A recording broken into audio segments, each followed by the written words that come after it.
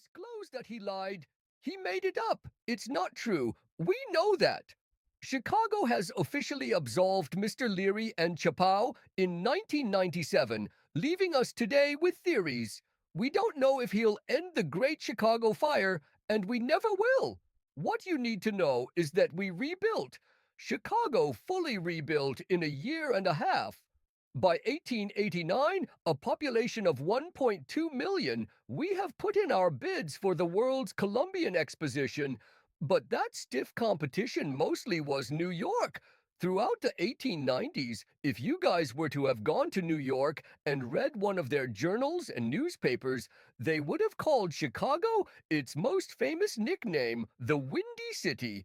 Chicago has to be a windy city, New York said, as their politicians in Washington, D.C., advocating for this World's Fair, are doing nothing more than blowing hot air all over the place.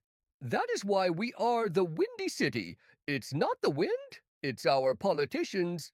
Jumping back into architecture, beginning again off on your right-hand side with the upside-down building. 150 North Riverside Plaza has a footprint only 40 feet wide due to river restrictions on the east and 7 active subterranean railroad tracks on the west.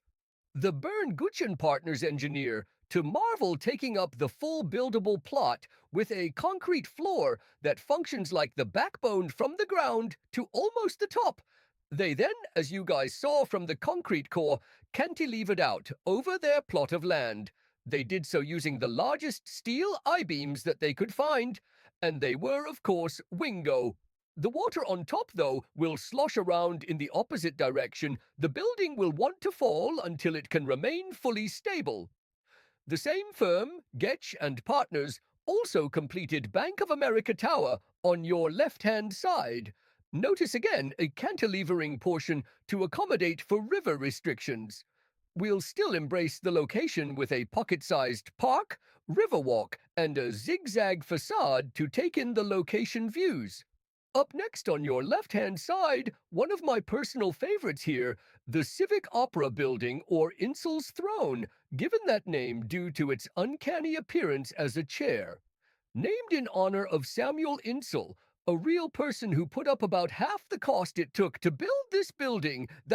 He put up about $18 million of his personal wealth. On your right-hand side now, we have 2 North Riverside Plaza, Hollowburn and Route, 1920s, another beautiful example of Art Deco. This was the very first public plaza in the city of Chicago, as well as being the very first structure we built over the active railroad tracks beneath. Both buildings on either end of you exhibit the design element of a setback. In setbacks were zoning laws of the 20s and 30s. Your building hit a certain height, you pushed it back. If it went up higher, you pushed it back. From the top of your tower to the lot line, you had to have at least a 60-degree angle.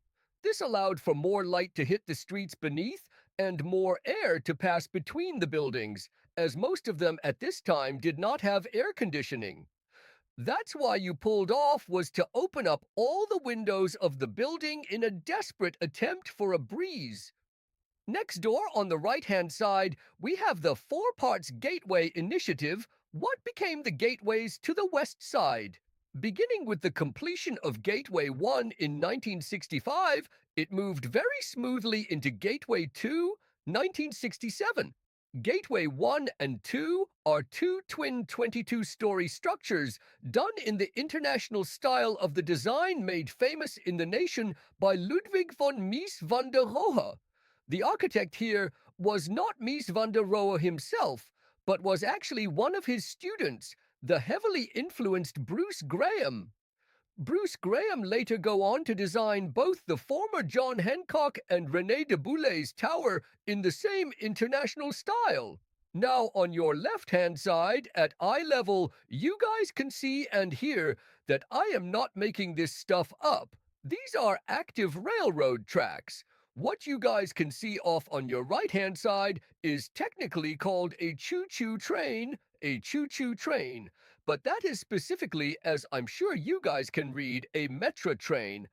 Metra is a train service servicing Chicago suburbs in all directions, but we also have Amtrak trains, a train service that is by God doing her best to help service the U.S. as a nation. Both Amtrak and Metra come into Newman Station beneath these buildings, and I know what you're thinking. You're thinking John office buildings over railroad tracks sounds kind of dumb, and you're right. On paper, terrible idea. But they know that. They take it under consideration. Gateway 3 of the white structure is soundproof and stable. You don't hear the trains beneath you. The building does not shake as trains pass beneath your feet. It's a business plan. They're doing very well. But this used to be the Mid America training floor. Being a training floor, it is supported externally, in this case by the S bracing. This allowed the interior space, the actual training floor, to remain open, column free. That open space meant that you could now stand on one end, trading your stock, while looking behind you to the other end of the room, and you would have teammates holding up hand signals telling you when to buy and when to sell that stock. Up next, you're right at eye level, more choo-choo trains. There's an Amtrak train back there. Above it is Gateway 4, a great example of contextualism. Contextualism is a big word that means the building's design is influenced by its context, its location, green glass, green river, bend in the facade, slight bend in the river here.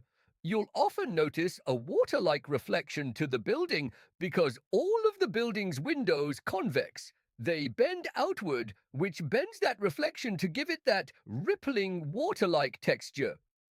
Up next, and you're riding over the bridge here, we have the Old Main Post Office, formerly known as the former Main Post Office, formerly known as the Post Office. When it opened up in 1930, this was the largest post office in the US.